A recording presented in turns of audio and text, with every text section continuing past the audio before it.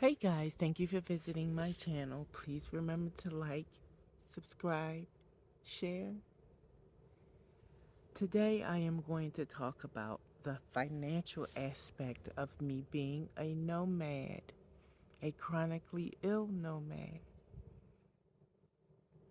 First, let me start by saying that the only income that I have is my Social Security disability. I get $13.50 a month. My car note is $809.21, and my car insurance is $177 a month. So that leaves me with roughly $300 to survive off of for the month. It does not last. I have to not only purchase human food, but I have to purchase dog food as well as cat food. I have to purchase the pine pellets for my toilet bucket, and I have to put gas in my car. So that leaves me with nothing. The month is much longer than my money. So what I do is I get to a location and I sit. I don't frolic around town. I can't go hang out at Walmart or Ross or whatever is in the neighborhood. I can't do that yet. I'm in a space now where I have to learn how to live this life first and foremost.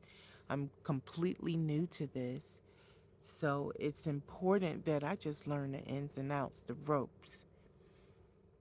Considering I no longer have a trailer and I only have the van, it has cut the amount of learning considerably because I don't have a trailer.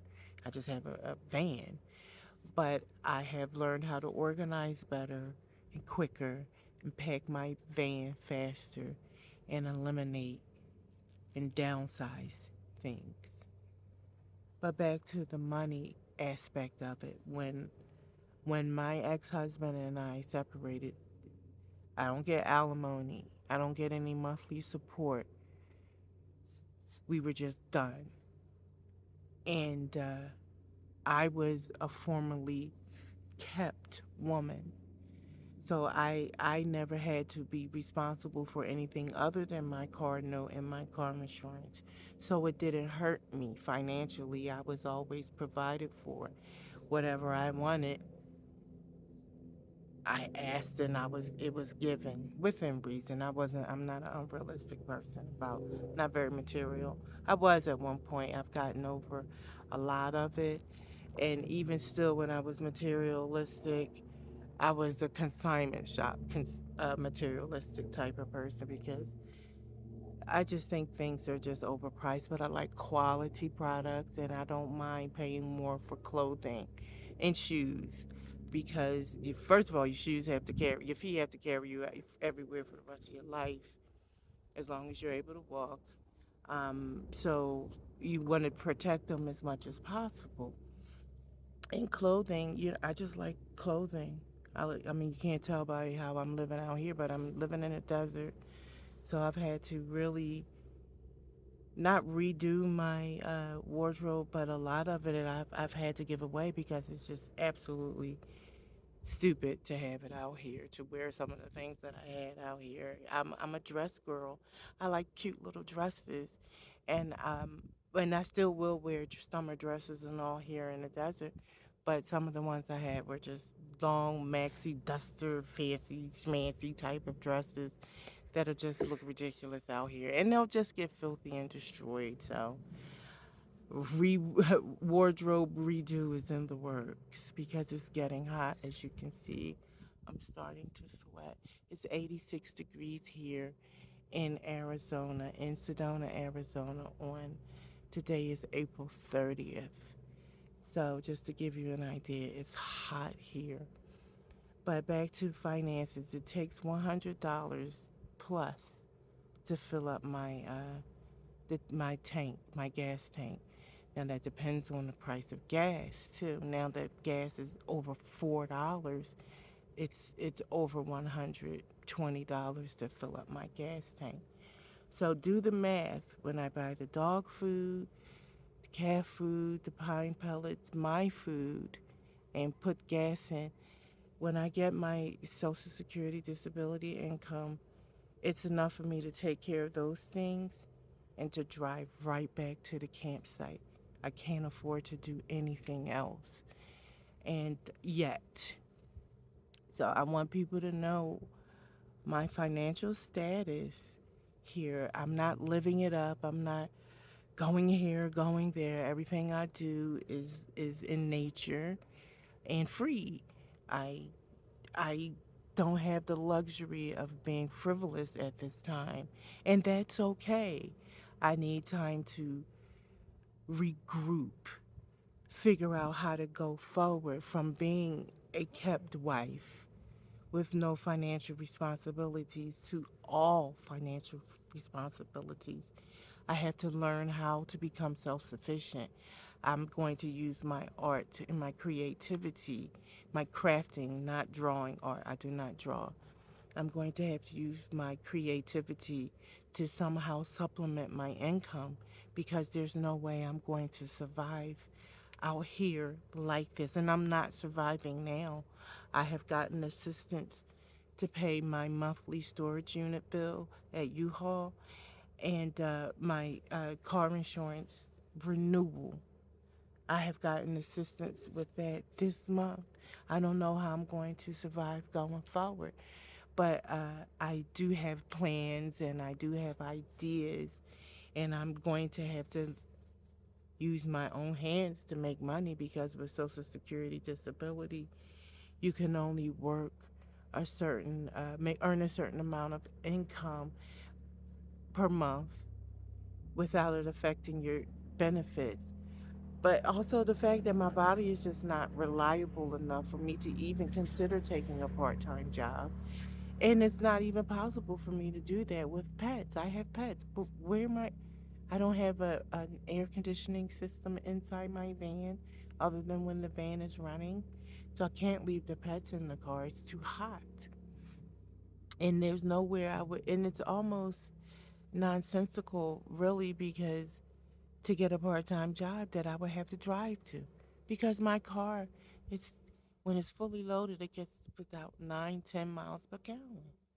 It's just it's not feasible. So right now, I am in a financial spot um, that I have to figure out how I'm going to survive this. I know I will. I'm not concerned. I'm not worried. Um, but I know it's up to me to figure something out, and I'm going to put my art to work and let it sustain me because that's what I have. And I believe it will. I believe it will bless people also because what I'm walking on are working on. I'm sorry, are mobility aids, walking sticks, and I always got compliments on my walking stick. So I made an investment, and I am going to start selling walking sticks and other mindful type products I'll definitely have available. But to getting started, the startup is what's the big deal, with the startup. Everything you're gonna go in a red, and I understand that.